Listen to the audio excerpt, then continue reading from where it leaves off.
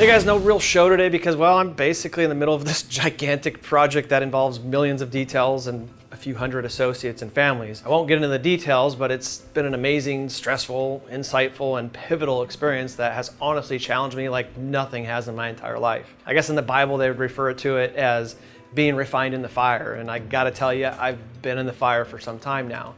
But I also believe that I'm better because of it. The pressure has been unbearable at times, but I hear that's kind of how diamonds are made, so there's that.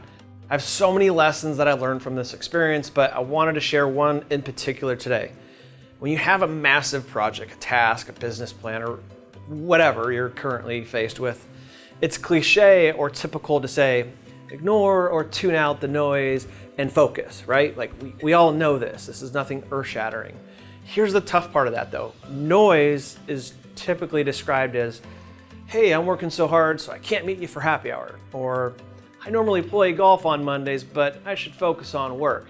Okay, first of all, cool, but that's easy noise to ignore. But what happens when the noise is something of real value? For instance, like when you have a scheduled call with your coach that has actually helped you get to this point and has your best interest at heart and probably has some great things to share with you. What do you do then? That's where this goes the next level. Something of massive value has to be set aside to focus on priority number one.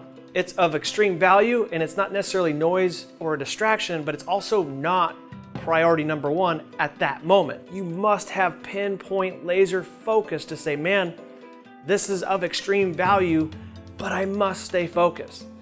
That's much different than ignoring happy hour or golf. And I've had several friends and family and peers reach out to me during this time, and they all have my best interests at heart as well and wanted to help. But you again have to stay focused on the top priority. Even though you love and respect these people and they're simply trying to help, you have to tune it out and focus on the goal. Again, this is much harder than ignoring happy hours. This costs you something. Tuning your coach, your friends, and your family and your coworkers out is not an ideal situation, but is exactly what you have to do when you're faced with amazing, gigantic challenges. Your response and level of commitment must match the task at hand. You will be asked to make tough decisions.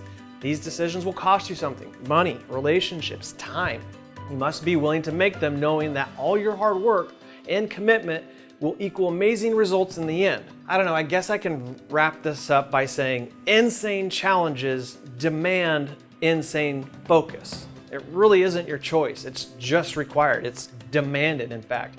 If your focus isn't equal to or greater than the challenge, then results will not be realized.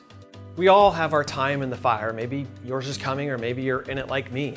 Maybe it's personal and not professional, like my best friend and brother-in-law fighting cancer right now. I just wanted to share one of many things that I learned from my time in the fire.